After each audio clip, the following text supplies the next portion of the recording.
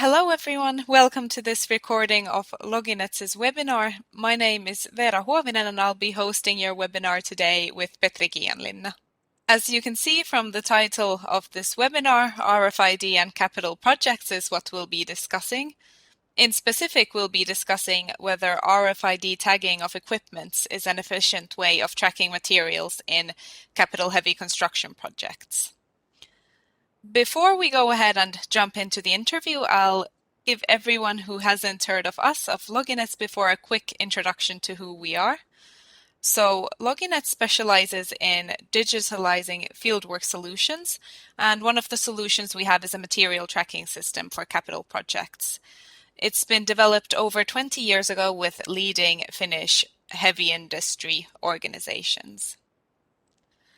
Without any further ado, I would like to introduce all of our listeners to Petri Kiianlinna, who is the CEO of LogiNets, and he's been a part of these discussions for a better part of 2 decades. Petri is an engineer who has a passion for project business and material logistics. He worked for Metso Corporation for 13 years in global capital construction projects, and he was the leader of the Heavy Industry Intelligence Project in the beginning of the 2000s. That project was focused on developing materials logistics processes using wireless identification methods. And in his free time, Petri enjoys reading, the Finnish summer house culture, and taking walks in nature with his family and their 4-legged friend Piki, who I understand is taking part in the background of the webinar today.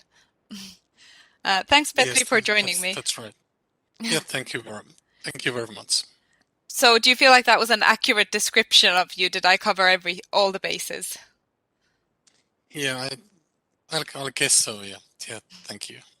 Fantastic. So let's go ahead and jump right in.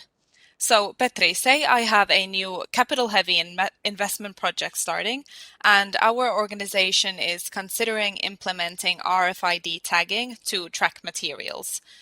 What are some of the things that we should consider? So basically, first of all, the organization should have a clear vision.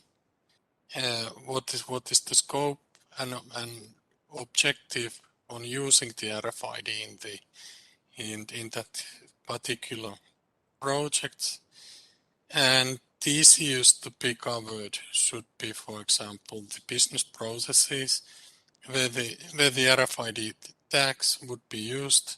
So business processes, what exactly do you mean by that? We have thousands of them. We have invoicing, sales, marketing, logistics. What exactly are we talking about here?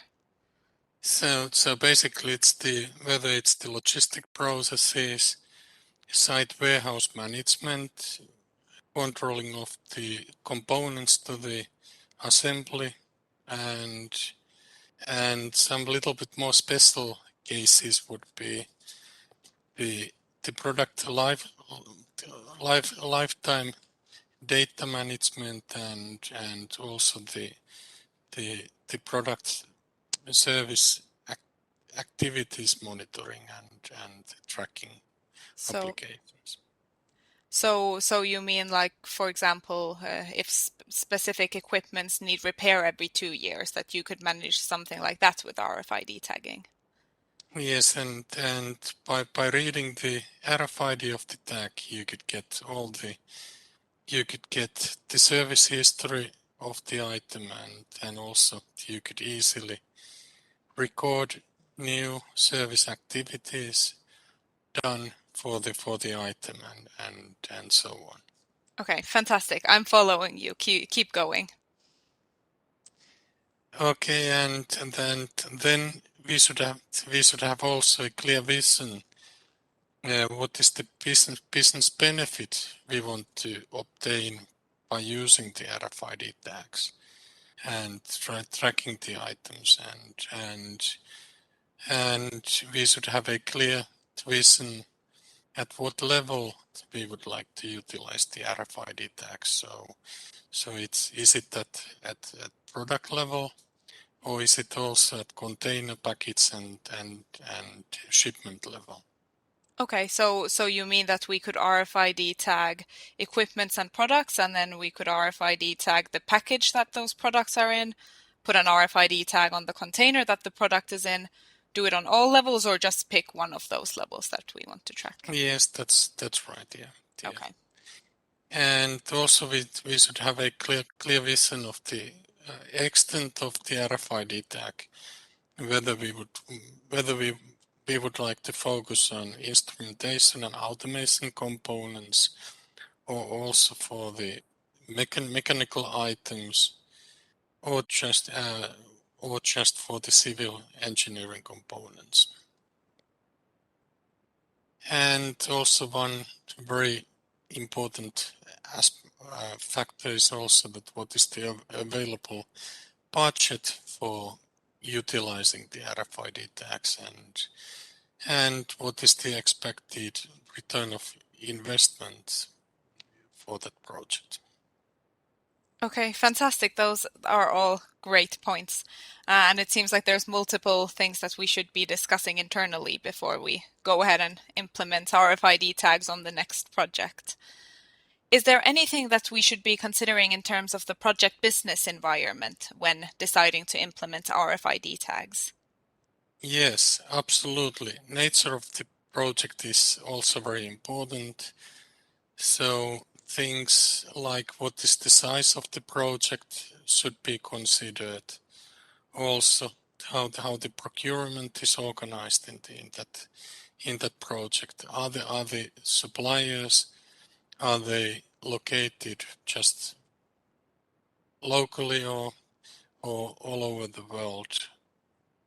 And also some idea what are the most critical items to be tracked along the supply chain, and specified processes. Perfect, fantastic. Thanks for that, Petri. So once we've taken all of these elements that you've now discussed into consideration internally, and we've moved on to looking for a technological solution that fits our processes and our business needs, what do we need to know? So in other words, how do you see the maturity of RFID technologies in tracking materials in global projects?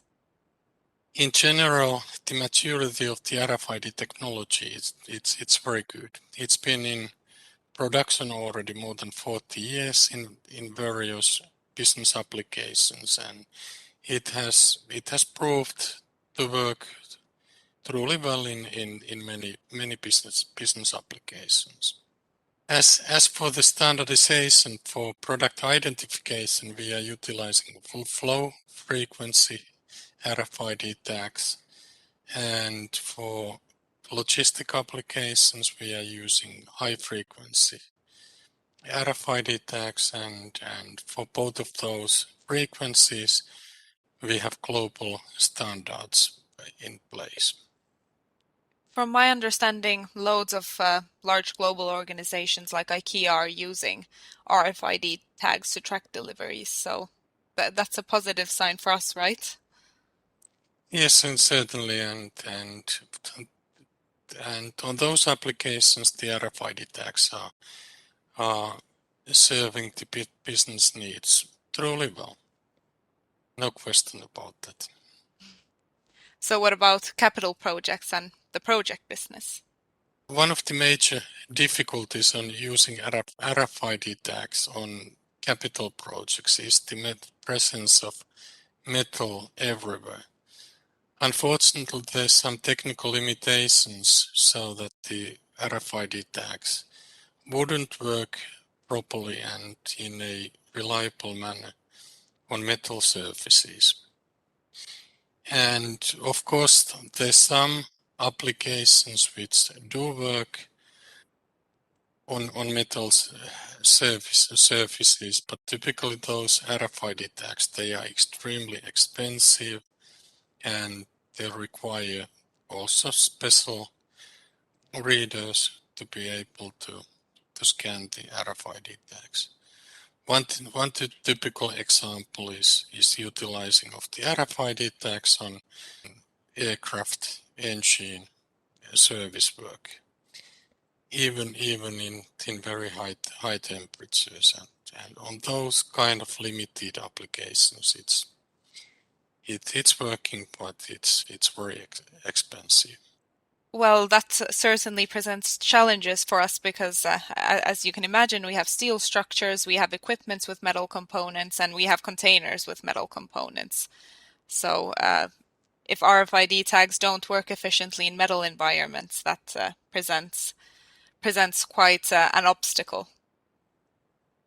Yes, that's right, and luckily we have other alternative technologies available. For example, QR code is very good and reliable and also economical solution alternative for the RFID tags. For example, the suppliers, they can easily print with their own printers QR code labels for the products and those shipping documents with QR codes, and those can be scanned with just normal mobile phones everywhere within the supplier network. Well, it's fantastic to know that we also have other solutions available. I'm sure these discussions were very different when you originally started having these conversations 20 years ago. One other thing that we need to look at is that RFID tagging alone doesn't give us the information that we need for materials tracking, because when a supplier puts an RFID tag on one of their components or containers, that doesn't give us transparent information into material flows.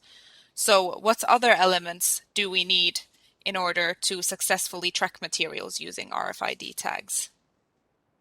Successful usage of the RFID tags requires also as minimum following elements. So basically the software to be used, it needs to be suitable for the project business, and it needs to be able to scope with the vast amount of information present in capital projects. And the software needs to be easy to use, it needs to be scalable for global usage, and it needs to have also proven track records. And deployment of the system needs to be also easy at global level. Okay, perfect. Thanks for those tips. Based on all the information you've just given me, I really only have one question left for you. Should we be using RFID tags to track materials in our upcoming capital project?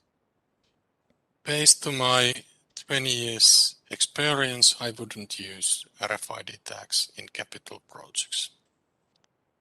The main reasons are extensive presence of the metal everywhere on capital projects and the technical limitations of on using RFID tags on metal surfaces. And that's why the applications developed for metal surfaces or to work on metal surfaces, they are also very expensive and they are not scalable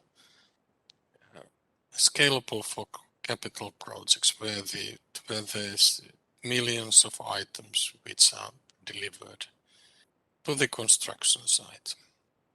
And some other challenges on utilizing RFID tags in capital projects is that the suppliers' internal production processes don't support tagging of the products easily. So it would be very painful on fitting the RFID tagging within the production process.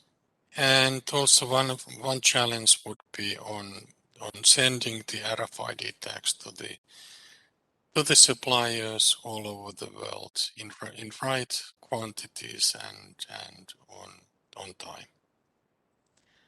Okay, well, in that case, what would you recommend that we implement for materials tracking? What's an efficient way of tracking material deliveries in capital projects? My recommendation would be to use QR codes for product labeling as well as for the containers and packages and for shipment identification. The suppliers could easily print out those documents with their normal printers, and it wouldn't require any sending of the RFID tags to the suppliers' premises. Okay, well, that sounds like an interesting option. Has this been in use in capital projects before? Is it a tested and tried out method? Yes, actually, it's been in production use already many years, and it has proved to work truly well. As a sample, when things are done right, with a single QR code scan from a container specification, with a normal mobile phone, we can unload a container to construction mill site with 60 control valves and with the GPS coordinates. Fantastic. That sounds very promising, Petri.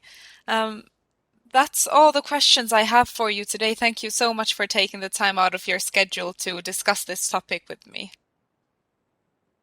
My pleasure. So, to all of our listeners, I have a few words left for you.